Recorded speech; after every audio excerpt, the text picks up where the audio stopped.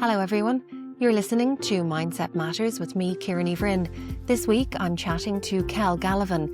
Kel is a money expert who helps people take control of their finances. She knows what it's like to feel stuck and up against it, but she overcame all of that and is helping so many others as well. Her book, Mindful Money, is a must-read. Thank you, Kel, for coming on my podcast, Mindset Matters. Tell me about you, your story and why you became a money coach. Yes. Now, I don't think my story is remotely unique. I think there's going to be so many people listening going, yeah, I've been there. I have those battle scars. I'm still licking my wounds from this. And it all really started in that Celtic Tiger kind of thing where everybody was getting houses. Like they couldn't build houses fast enough and the prices were going up and up and up. And I remember I'd left one job and I was just starting another, and I'd actually moved back to my dad's because I hadn't fully decided. I didn't know. I was in my mid-20s, hadn't a clue what I was doing with life really. But there was all these property programs on RTE and all the other stations, and there's all these parents furiously trying to get their Celtic Tiger kids out of the house, and they were trying to get them into apartments and all this stuff. So I just decided, sure, everybody else is getting a house, I'm going to get a house. Right? You could not do this nowadays, and there will be people listening here going, really? You did that? I'm like, yes, and this doesn't mean it's a good thing, but I literally woke up the next morning and said to my dad, I'm going to get a house. And he said, okay. So off I went. I had no savings. I had nothing. I hadn't a clue. I didn't understand mortgages. I walked into the estate agent, and the estate agent just said, look, right, we have two houses. Right? We off plans. That's all we have at the moment. We have two houses. Like, I wasn't joking when I say like they couldn't build houses fast enough. And I literally just closed my eyes. I went, that one. Okay. And they said, cool, you can have that one. But if you're not back with your deposit by 3:00 today, the house is up, going up by $5,000. And I went, hold on to it. I'll be back. It was like putting a pair of pants off to the side in the shop saying you're going to be back. Like it was, at the time that seemed normal. Normal, yeah. But looking back, it was bananas. Yeah. So me with no deposit, no sense of money, 3.5 weeks into a new job, went into my credit union and said, can I have a personal loan? And they were really nice. 20 minutes later, I came out with a personal loan that happened to be the equivalent of my deposit. Went to my bank, who I'd banked with since I was like communion money time. And half an hour later, I came out with a mortgage for 7.5 times my income as a single person who was 3.5 weeks into a brand new job. Whoa. Yeah, I know, right? When I think back, but I felt so, in that moment, I felt so lucky. I felt so privileged. I was like, finally, my life can start taking off. But the house wasn't built yet, so I had to wait the bones of a year for this house to be built. And literally a couple of months after I moved in, the crash happened. Yeah. And I remember at the time I was still on a sleeping bag, like a bean bag. Yeah. And like with no furniture, there was nothing in the house, and it was just me. And I hadn't a clue about recessions. I didn't realize what was happening. So I just kind of kept paying my mortgage, and I got in a few renters and all the kind of stuff. But fast forward, I'd gotten married, and this is recession just hit, and it was a couple of years. Just trying to hold everything together. But really quickly, we'd one kid, married, living in that house. It turned into a whole ghost estate. And when I say ghost estate, everything from there was squatters, break-ins, muggings. There was a car next door that went on fire one night. There's just, you name it, everything.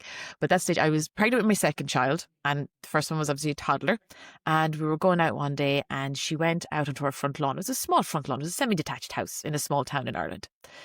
And she just leans over, picks up something, and turns around to me, that's for you, Mum, drops a used syringe into my open hand.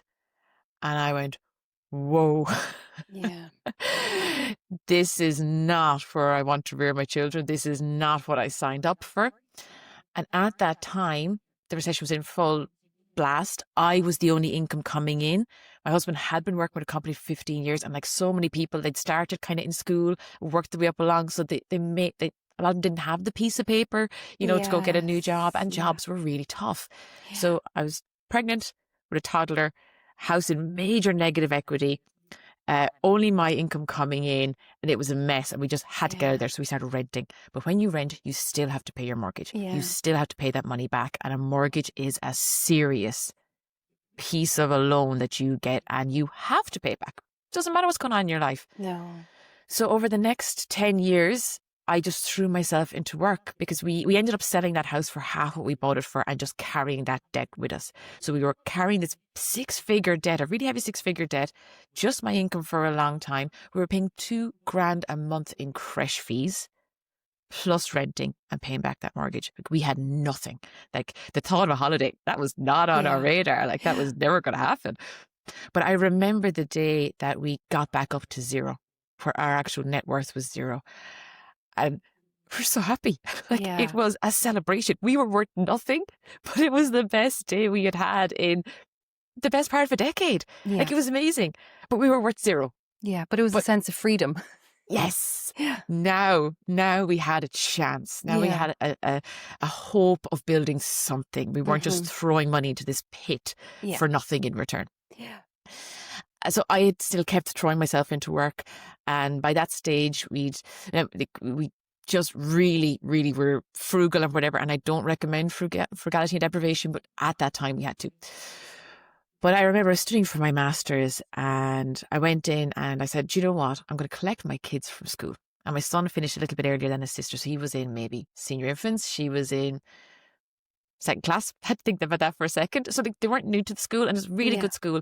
But I went to collect him, and I didn't know any parents there because I was never around. I was always gone. I was working because I had this real intense, you need to bring in the money, like this, you're not making your family that vulnerable ever again, because I bought the house and I put that millstone around their neck. But as it turns out, I wasn't allowed to collect my own kid.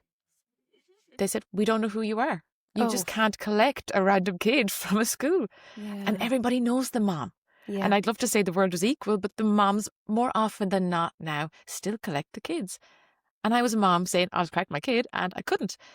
That really held up the mirror to my life. I went, whoa, this again is not what I signed up for. Now, to be fair, the school, they did the right thing. Yeah.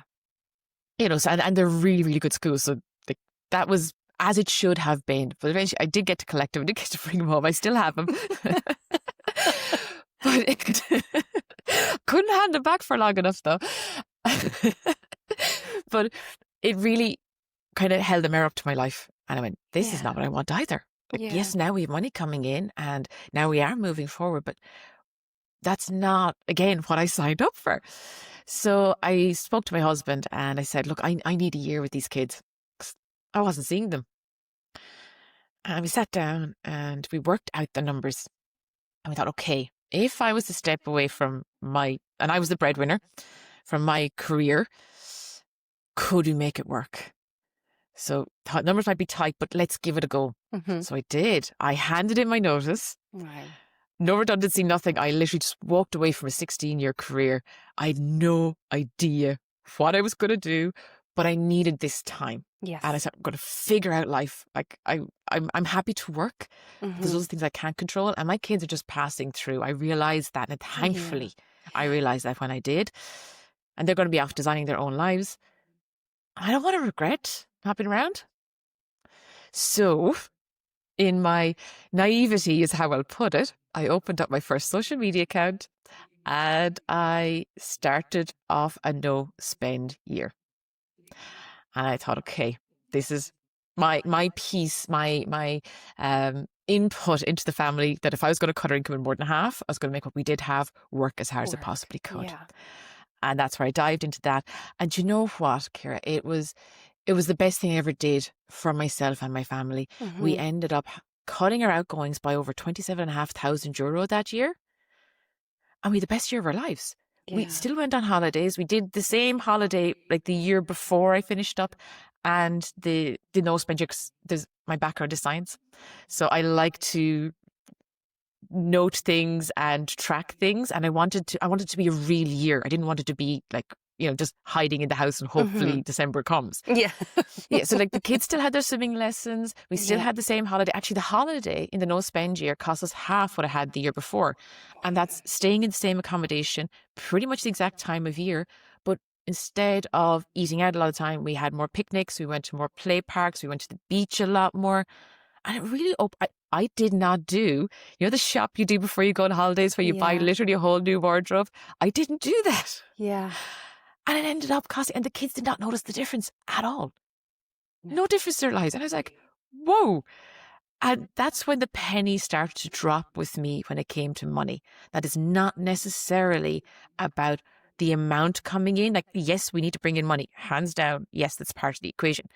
But what you do with that money is so much more important.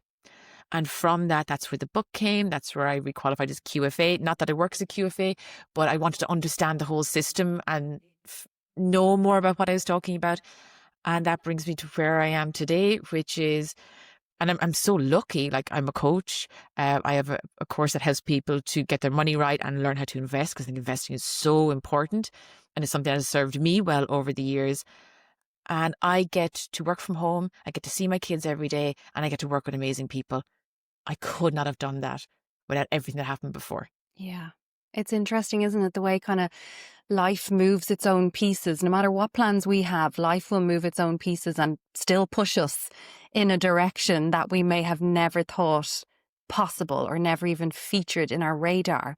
And just listening to some of what you're saying, do you think that it perhaps moved you from having money and thinking of money in a mindless way to, because your book is Mindful Money, and that was like an eye-opener for me, thinking about money mindfully. It's an amazing concept. But that now you're more mindful. And like you say, it's not about being frugal. It's not about not spending, but it's about spending in a way that is meaningful as opposed to just spending. Yes. You see, there's so much to unwrap there. And it took me years to actually do. Like, I had my few epiphany moments where it was held up, but that didn't mean I had the answers yet. Yeah. But when it came to money, it's still, and I'm not a fast learner. Absolutely not. Life has to throw many, many heavy hints at me before I get the message. But the big thing is, like, life is noisy. And life is fast, and we have never been so busy. Yeah. So it's really easy, and there's this friction-free world around us for us to tap and spend. And the Friday evening with a glass of wine, and you're scrolling, and you see the lovely shirt or the lovely dress, and then it arrives at your door on Tuesday, you forgot you even ordered it, or the extra coffee, or all these things that at the time, look, I'm going to treat myself, I'm going to do this, and they don't seem like large amounts of money. But they're the very things that quite often within a couple of days, we forget we even tapped or spent. Or worse, it ends up in landfill in a couple of months' time. Yeah. And that was a penny dropping moment for me. And particularly, like, with the no spend year, there's a few things that really stuck out for me. But one was clothes. So I do like clothes, and I like a bit of style, I like a bit of fashion. But during that year, I myself couldn't buy clothes. Now, we bought what we needed for the kids, because obviously they grow like weeds. But for myself, I didn't. So all my fast fashion, which was the stuff I kind of wore every day, because I kept my good stuff for good days, like most people do, it all fell apart. Yeah. And the few things I did have that were actually good quality and often, locally made or designed and that kind of stuff, I still have a lot of that. Yeah. And this is years later. And it really made me realize I don't need a massive wardrobe. And if I buy a few things a year that I love, and they might cost a bit more, but they're made properly and the materials are good and there's a bit of thought behind them, I get to wear these amazing things that feel good, that fit me properly. Each individual piece generally costs more, but my wardrobe, I actually spend less on clothes than what I did before that. It's mad, isn't it? It blew my mind. Because it's something so simple. But when I do wear clothes now, I'm really happy in them. Yeah, that's it, because it means something to you. Just tell me this, like, in managing your finances, how does that elevate and empower your experience? It is one of the kindest things you can do for yourself. Managing your money is, I think, people will have different opinions on this, it is one of the best, kindest acts of self-love you can do for yourself ever. Yeah. And I'll explain that a bit more. In life, whatever path you choose, whatever career, lifestyle choice, that has to be about you, right? Because this is what you're going to be doing and how you're going to be living every day. But we're in a society that, and we're lucky, like we're in a society where we can get educated and we can choose all these paths, and we're in this lovely first world democracy. And I think that is so amazing. But we all do these jobs, and hopefully you love your job. And a thank you for that job well done is your paycheck. It is your salary. So whether you work for yourself or you work for an employer, you bring in your A game and your education and your experience and your good days and your commuting and your not so good days and your good bosses, your not so, all those things culminate in your company saying, thank you very much. And we're going to say thank you by giving you your fortnightly, monthly paycheck, whatever it is. But here's the thing. All the effort and energy goes into getting that money in the door. Rarely are we taught or even given a nudge or a heads up to say, hey, nobody's really going to teach you about this money thing, but if you manage this correctly, it gives you the life that you want. But so we think once we get the job and we get the income, things will magically sort themselves out. And we'll magically rock up to retirement with our house paid off and all this big pension pot and be able to travel the world and go see the grandkids in Australia and all that. But we don't know that middle piece. But if you can get a handle on that and actually value the hours of work and energy and experience you've put in to get that paycheck in the door, that's where a huge amount of self-worth comes in. So managing your money well is a confidence piece. It's a value yourself piece. But you know what? And sometimes I find I work with a lot of women that we really struggle as women to value ourselves and the hours of work we put in, particularly if we're not the breadwinner. Yeah. Or maybe if we're working from home or, like reminding the kids, like that's huge. That's a whole piece in itself. Like that's the next generation. They don't magically work this out themselves. No. But if you manage your paycheck really well, you are, and if you can't do it for yourself, do it for your family and your kids so that you don't have to worry about what college they go to or your pension. Your pension is really important. Your pension is actually not about you. No. Your pension, this is how I prefer to look at it, is your independence when you get older. Yeah. So that your kids can go guilt-free out into the world and not worry about what mom is doing and not worry about dad because they're independent and they're sorted. Your money is your independence and you give massive freedom to the next generation when you have your independence. Yeah. The other thing when it comes to your children, you give them your independence. The second thing you give them is a healthy relationship with money. Yeah. That's huge. Because if they have that, if they are free to go out into the world and design their own lives and live how they choose to live, knowing they can go back to you as the rock of support and not worry about you. And then they themselves can go, I'm going to handle my money well. I'm going to I'm going to do like what my parents did and have my pension and all those things. They are two of the biggest gifts you can ever give any of the next generation. Yeah. And that's really important what you say there, because so many people have limiting beliefs around money. And I know where I got mine from, but those beliefs around money, they're not true. So tell me why you believe that they're not true. Yeah. So limiting beliefs are funny things, right? Because limiting beliefs, they're like these sticky things that stick to you. And they won't go away. They won't go away. Because they are these narratives that we've built up for a million different reasons, right? We could have gotten them from our parents. They were the concrete authority when they were little. Maybe they had a tough time with money or they didn't have healthy relationships with it. So we as children look at our parents and we kind of go, oh, okay, this money thing is scary. This money thing is scarce. This money thing is shameful. There's all these things. So we, without even knowing it, start having these limiting beliefs around money. And we had this emotional relationship with money that we don't even know we have. And it is a relationship. Yeah. And then when we go into life, maybe you were caught in the recession and you think, I'm so bad at money. Like, how could I have made such a mess of things? Or maybe you think, well, look, if people don't think I'm doing well in life and and I don't have a nice car and nice clothes, people are going to think that I'm not good enough. I'm not good enough to be part of this. So we think that we need these material things around us to show ourselves that. And I'd be surprised if nearly everybody in Ireland doesn't have this, because most people in Ireland grew up with a good sitting room where kids weren't allowed in because that was for the Sunday neighbours. clothes, The Sunday clothes. You had to put your best foot forward. And you had to show the world you're doing better than what you are with the hope they'd all believe it.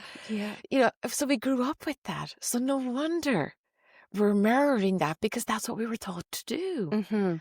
And like, there's nothing wrong with that, but it's important to be aware and just see, well, is that holding you back or is it pushing you forward? And measuring that up and lining that up with what you want from life and who you want to be. Easier said than done. Yeah. Totally get it.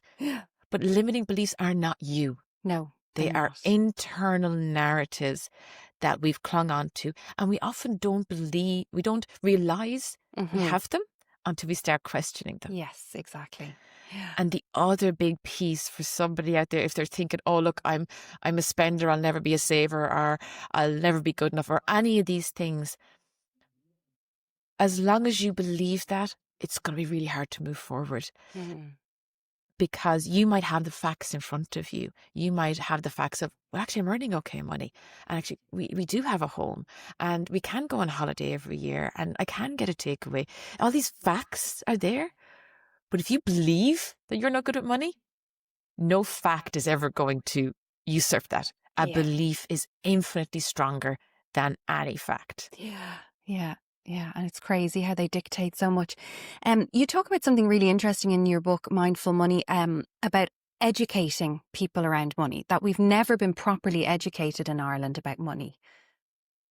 No, we haven't. And again, look, this is not our fault. No. Okay? but it also doesn't mean that we have to stay where we are. This is just a point in time. Like, Ireland has had a tough journey. Right? And anybody who's been in Ireland for any length of time, we have been poor for as long as we've existed. Right? Like, there's a few stats that blow my mind. Like, Ireland only got fully electrified in the 70s. Yeah. A woman could only own a house in her own name in 1976. Yeah. Like that's not that long ago. That's in living memory of so many people. I know. The marriage bar for a woman to be able to work after she got married, kids or not, that was irrelevant. The second a ring went on her finger, up until the private sector in 1977 and a couple of years before that in the public sector, women, as soon as you had that ring on your finger, even if you wanted to, it wasn't an option. No. So when you put that context in place, we didn't have skills at money. We were so poor. Credit didn't exist. Like, proper careers never really existed. You got a job and whatever they paid you, tough bananas, that's what you had for your life. And that was your household income because the wife wasn't working, the guy was working, and you could have a whole litter of children and you just made it work. Yeah. So it was only in the 90s when a few different things happened, but the Celtic Tiger, basically, we had this influx for loads of different really cool reasons. This influx of money, the roads started being built, things started really happening, a lot of things started taking off, a lot of legislation change, massive. Like, at one stage, Ciara, we were growing faster than any economy in the history of the world. Yeah. That's how fast you were growing. But the thing is, when you grow that fast, when you've been poor for so long, like, we'd famines not too long ago. Like, it was just, like, our history is littered with not being well off and not having money.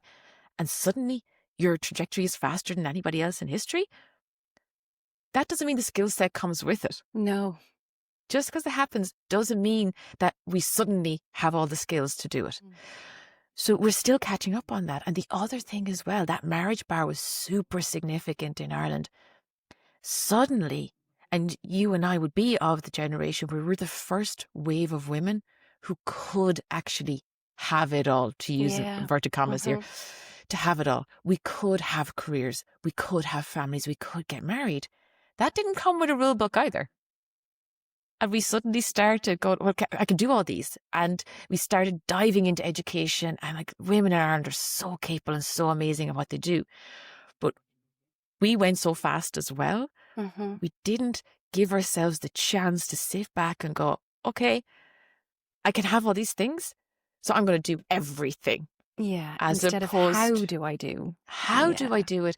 And because guys have been able to go out and have careers forever, but that was usually when they had somebody at home who was managing the house, growing the kids, having the kids, rearing the kids, maybe managing the household budget, and like, we're in a very privileged position that we get to have the children. Yeah. Like, it's a beautiful thing to be able to do, but you can't do everything, and you have to plan and balance and often work as a team, because being a mom like you don't have a job and having a job like you don't have a family, that's a tough place to be.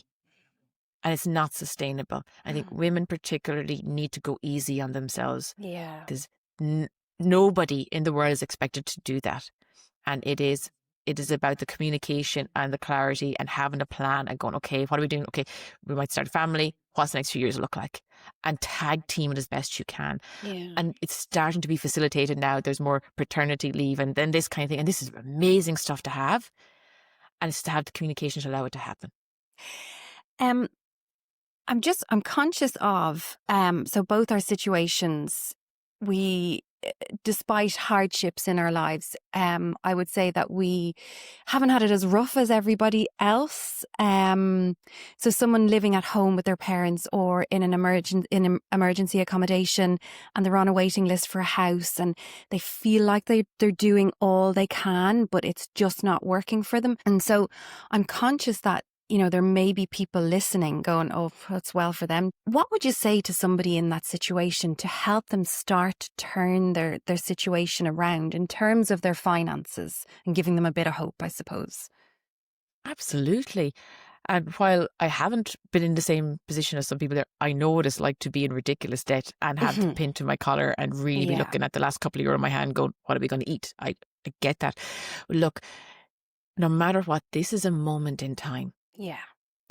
And life does change. So please, please, please do not give up. Do not assume this is your lot in life. Things can change over time. Now, there will be things outside your control. There's a thing called the locus of control, and there are things outside your control. It does not, it matters because it directly impacts you and what your opportunities available on every single level.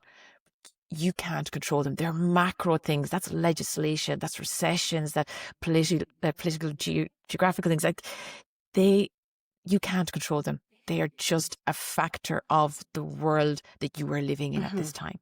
However, there will be something you can do. Yeah. And it could be something tiny. Like it could be this size. It could be sewing back a button onto your shirt, right? It could be just something that tiny, and that's within your control. Do it. Do what is within your control, because there is a power in the small things done well. And trust yourself, trust your ability. And if you have the opportunity to read a book or a blog or listen to a podcast, whatever you need and whatever you can do, you use it and you lean into it and you do not give up and you keep going, because things will change. They always do. Nothing stays the same for long. I want to look at investing now. So I would have huge fears around that because I don't know much about it, or because you think, oh, you lose money. You know, that's almost like an inevitable outcome. And I know that's not true, and that's a really kind of bad way to explain it. This is coming from limiting beliefs. But why is it a good thing? And for somebody who would love to get started, but they don't know where to start, I mean, what's the single most important thing that they should do? Start. That's now, I totally get it. That's easier said than done. That is easier said than done. But let's start putting some context around this, okay? Because Ireland, and I'm going to take us as a whole country because we are quite unique. Ireland has so many. I think it's cultural in the air. I think it's in the water when we take a drink of water. That we have these limiting beliefs around money. Now, there's two things I want to put context on when it comes to Ireland. The first one, it goes back to we were so poor for so long. Yeah. And a lot of the generation before us, if you mention investing, they'll talk about Aircom shares and they'll talk about Ansbacher accounts. Like, so the couple of things they dipped when they tried to do something, the average person got their hands burned off. Yeah. So of course they're going to pass that fear on to us. And you hear about bankruptcy and recession, all these things. So when you and then you even hear some pensions things going wrong, like you always hear the negative stuff, right? Yeah. So there's that piece. But we're looking at the UK, we're looking at the US, we're looking at Europe, and they seem so comfortable with money. And we're kind of going like, what's in their water, right? I want some of that water. But in reality, the UK and the US and Europe, they have had monarchies and estates, and they've had a lot of wealth in their history. They have had intergenerational handing down of it is okay to grow your money. It is okay to invest. It is okay to have all these things because they've had practice with it. They've had time with it. We haven't. So that's one. Okay. So if you do have limiting beliefs, you're normal. That's the start. Yeah. The second piece is to look at investing in a different way. So when you look at the CSO stats, there are five main ways people in Ireland grow wealth. And it doesn't mean wealth as in you're a multimillionaire driving around in a Lamborghini, but that independence, that freedom to sleep well at night and have money and know that you're going to be retired okay and know that your kids are going to be okay. There are 5 ways. The first 2 is a decent paying job, so your income, or owning a business. Now, most people pick one of those 2 things. And that's normal, that's standard. We all get that. The next 2 then, one is real estate and one is the stock market. Now, real estate has served people in Ireland very well, but I am super conscious when I say it. We are in a really hot real estate bubble environment, whatever you want to look at it. Yeah. And there could be a whole generation that might not get to buy their own home. Yeah. And that is a really sad place to be. But I'm looking at the CSO stats here. And the facts are that we have had housing booms and a good chunk of people have made reasonable money out of this. So this leaves the fourth one, and this is investing in the stock market. And investing in the stock market is one of the few ways to democratize growing wealth, because anybody can invest and anybody can enter the stock market. Anybody can learn about it. And it's just a factor of time and patience. And then the fifth one, which I'm saying it because it's there and I don't recommend it, not at least for a while, that would be alternatives. So what would be in alternatives? These would be high risk. So you're talking crypto, whiskey, gold, silver, those kind of other thing, art, that kind of stuff. Now, that's fine if you've got your kind of first 2 bases covered. Yeah. Your income, so be it self-employed or you're an employee. The second one, real estate or investing. And then the other one, if you feel so inclined. So for the vast majority of people, you need more than just your income to really give yourself that chance of having security. So because you don't want to be working all day, every day for the rest of your life, just to bring in the money for inflation to eat it and it not helping you out down the line. So when you start looking at it like that, you've got 2 big pieces. One is we don't have a history of investing. And a lot of us don't even know people who invest. Yeah. Like only, as we are, only 10.5% of people in Ireland own shares. Yeah. You know, and it's like, no guys, you can learn this. It's just a skill. If you're able to ride a bike, if you're able to drive a car, if you're able to read in any language, you can learn how to invest. It's just a skill that you haven't learned yet. And you just need the right signposts. That's it. Yeah. As a coach, what do you find is one of the most common fears or barriers that you encounter with people around their money? Oh goodness! Again, how long's a piece of string? The biggest fear is a lot of it's self-worth. It's like, I don't deserve to have money. I don't deserve to be well off. Yeah, and they're already putting themselves on the back foot because they won't ask for pay rises. They won't fight for themselves in a job. And then when we do get money in, it's like it's burning a hole in our pockets. And we are a generous nature and we actually quite often show our love through gifting and through being generous. Like I love how generous we are as a culture. So we have this money coming in. We don't feel worthy of it. Yeah. And it's probably not as much as what you could be earning because you haven't asked for a huge amount. And straight away, we're like, I'll buy this person a gift because they did this one nice thing for me one time. And you buy them this beautiful gift. Or do you know what? Like, I'm tired or whatever. I'll just tap it away. And we don't value ourselves. That's a huge one. And the other one, and it's a kind of a marrying fear, is that, well, what if we did break through? What if we did actually have money? What if I actually succeeded? What would the neighbours think? Yeah. What would the neighbours say? I'd be getting notions. I'd be getting too big for my boots. They'd be all talking about us, saying horrible things. Yeah. Yeah. Look at her now. 'Tis far from well off. She was reared. This kind of thing. The cheeker. So we're stuck in this. We've whiplash. Yeah. From just even thinking about it. And you can't outthink these things. You have to start taking action. Tiny little steps. The power in the small things done well. tiny little steps. And it could be as simple as going, "Do you know what? I'm going to, okay, I'm not ready for investing yet, but I sure as heck I'm going to start saving properly." And it could be tiny little things. It could be, "Do you know what? Maybe there's a bit on the credit card. I'm just going to get rid of that credit card. It's weighing on me. It's wrecking my head. I feel really bad. I haven't fully paid it off." Make that your job. Pay the damn thing off. Then maybe a little bit of a rainy day fund, an emergency fund. Just get 500 or 1,000 just in the bank. Like that rainy day fund is one of the key things, and you're going to feel so much more in control if you know you have a bit of money there that if something did go wrong, like that dishwasher is going to flood your kitchen someday. And I can say that from experience. The washing machine's going to kick the bucket. The car always needs a bigger service than you're planning. And it needs extra tires. Like, I don't know what tires do. I think they just flap off onto the road every now and again. It's just... I know. Yeah. These are the unexpected, expected things. And that's a rainy day fund is so powerful for that. So you put, if you could put even €1,000, that's going to cover a lot of those, what I call the expected, unexpected. Yeah. Because you know what's going to happen. Yeah. But you kind of hope it's way further down the line, but it rarely is. That's it. It's like all those things that just trip you up at the last minute. You think, "Oh, I finally have a grip of this." And then the car insurance is up and it's like, yes. Again? Really? And it's always higher than you want it to be. Yes. So just any bill that comes in, those once a year bills, they can really scupper you and they can mess up your month, causing you to lean on the credit card. Because it always coincides with a wedding or a holiday or a communion, birthday, a birthday. It just expect it to.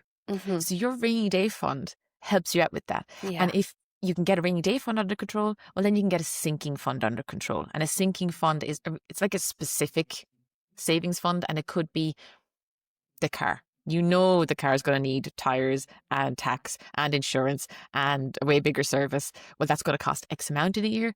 Start putting money aside, and then you can just go, "Sure, that's fine. I know you're going to cost me car, but I need you." And then you have the money there. Or if you're a big Christmas person, you know, and it's lovely to be really generous at Christmas and have this stress-free Christmas. So few people actually get to enjoy Christmas because they're so stressing about making everybody else happy. Yeah. And then as a result, often the credit card gets leaned on or a credit union loan gets taken out or something. And then January and February are horrible because you're on the back foot trying to catch your breath. So if you can just even do that piece for yourself, you're going to feel so much more in control. Yeah. And you're going to be so proud of yourself. Yeah. If someone is listening and they're really struggling to get a handle on their money, like what you were just saying there about something coming in and just tripping you up at the last minute and you think you've everything under control and you're back in the red, what are the top things? I know you've mentioned the rainy day fund, but the other top things that you would do to turn your finances around? I'll give you two that are tried and tested and they work. Okay. I am a big fan of taking, dare I say, the lazy route out, but I'm going to call it low-hanging fruit. Okay. Life is already too hard, right? It's too noisy. It's too fast. It's too hard. You do not want to be adding stress into this. You want to take stress out of the system. Yes. That's the goal. So the first thing I would recommend, please, please, please, please, please do this, right? As second you can is, and this might even scare people when I say the next thing, print off your bank statement. Now, if that sends shivers down your spine, you're normal. Okay. Yep. But print off your bank statement, get yourself 3 highlighters. So go green, amber, red. Okay. Rob the kids' crayons, whatever you need to do. Get your green one first and run through your bank statement and highlight anything in there that was a good spend. So when I say that, what I mean is, so your rent or your mortgage, right? You need a roof over your head, and it's not often you can negotiate either of them, but that's good, right? That's something that's really important in life. If there's a subscription that you love, that you enjoy, that you use every day, that your life would be really less without it, that's a green, right? This is, I said, never deprivation, frugality. This is keeping your life good. You need to live your life now and have fun things in your life now. So those things that were just, you know what? That was money well spent. I need that. That's life is good when these things are in it. Your next one then would be your ambers. So your ambers are things that you kind of need, but you could be a bit better on.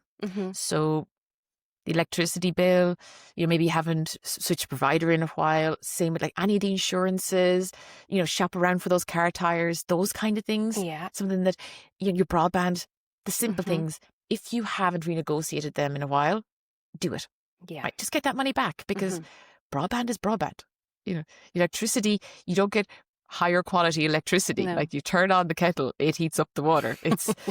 So get the best deal that you can. Yeah. And then your next section, so these are your reds. And you're going to know your reds because they stand out in a mile. Yeah. And they are the things that when you look at it, you go, oh yeah, okay, that was not a good idea. Or subscriptions that you had, because subscriptions are a really big part of our lives now, that you didn't know you were even spending money on, or you haven't checked in on it in a while. Or a big one is, what the heck was that? And you can't even remember what the tap was, or something that you meant to return and you didn't. Yeah. This kind of thing. The ones that if you didn't have them in your life, you wouldn't miss them. Yeah. That's your low-hanging fruit. Get And rid. that's all you go after. Yeah. And that money is quite often enough to start filling the gap to put in to savings, pay a bit more towards your pension, overpay on that loan, start your investing. Like, that's what that money does. Yeah. And your life only gets better because you're plugging the leaks, Yeah. and you're going to feel so good. If you can loosen up even 20, 50 euro a month and get rid of that credit card, heck yeah. Yeah. Like, what an empowering place to be. Exactly. Yeah. And that, please do, no matter what. And the second one, and this is a needle mover as well, and it's something I learned big time during the no spend year. And it goes back to the low hanging fruit piece. And that is a no spend day. Oh, yeah. I am such a fan. And to this day, I still do it. I've been doing it. Yeah, I love it. Now, tell me, what do you think? Oh, love it. And sometimes I don't even notice. So I'll like plan a few days where I like, okay, I know I need to go and get bread to have for the morning. And so I'll make sure then I have whatever I need so I'm not going out the next day. Yeah. And when you say it feels good, which part of it or how? Well, I love the fact that I can do it. That it doesn't feel like, oh God, I can't believe I have to do this now. I'm like, yes, I get to do this. And yes, look at my bank balance. It's a win-win. It's a total win-win. And for anybody who doesn't know, a no spend day is literally any day where you don't spend money other than on your essential bills, because look, they have to be paid and you should not be penalised for that. No. Or groceries, because you need to eat well, you need to nourish your family. Like, that is super important. It's the other stuff. It's the stuff that could be put off, or, the impulse things, the buying the coffee and you're going to be home in 5 minutes. Yeah. The pastry, and I do love coffee and pastries. There'll be days when you're going to love your coffee and pastry, but make it the days worthwhile. Make it when you're meeting somebody and you want to get out and about a bit more, and it's an event then. Yeah, exactly. As opposed to kind of that mindless, it's there in front of me, so I'm going to grab it. Yeah. Yeah. And there's a big difference in the value of both of those situations. Yeah, that's it. And the sense of empowerment, that you're the one in control, not that, I can't believe I'm not allowed to do this. I'm choosing not to do this, Wherever you are, if you have debt or if life hasn't worked your way, this is just a point in time. That's all it is. Yeah. And the world is nothing but constantly changing. Yeah. Control what is within your locus of control. Yeah. That's all you ever have, is what is within your remit, and box as clever as you can within what you can control. And do start investing. Like, if you have your money under control and you're saving a bit, do not be afraid of investing, because you are working way too hard not to have your money doing something for you. And if you do have a company share plan or a pension started, you're already investing and you haven't turned a weird colour and your leg hasn't fallen off. So you're fine. You're already doing it. And it's so just true. About taking action. Just learn the skill and take action. You'll surprise yourself what you're capable of. That's all for this week. Keep an eye on my Instagram page, BU Coaching, as Kel has kindly given me some discount codes for her products. Next week, I'll be chatting to a woman I've admired for a long time. Siobhan Mungovan is a coach, a TEDx speaker, and she has a very powerful message around educating ourselves to empower others in society.